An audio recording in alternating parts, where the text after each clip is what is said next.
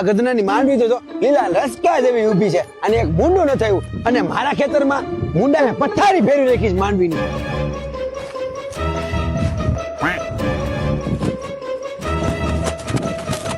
થોડી ખરખી સાઈડ દે એટલે વેલી માંડવી પત્તી થાય. એટલે મારી માંડવી લીલી રચકા જેવી ઊભી એમાં તારી કાં બરે? એવું નથી ભાઈ, મારી માંડવીની પથારી ફેરવી નાખી છે મુંડાવે યાર. મુંડાવે? હા હેરિયર કાટન ગાડી હારી આવો. તારો બાપ ઈ હેરિયર નહીં, હવે આમાં પટ મારવાની આવે માંડવી વાવન થઈ. એડિશન એગ્રો કેમિકલ મોકલી દો તમારી હેરિયર ને પટમાં. તારી ભલી થાય. આ હેરિયર નું કેતો તો. હા મોટા, પણ આનથી શું થાય? હવે આનથી થાય એવું તો કોઈથી નો થાય. એમ? હા, પેલા નંબરમાં તો માંડવી વાવતો હોય ને તે દાણામાં આનો પટ મારી દેવાનો, પછી માંડવી વાવવાની. બરાબર?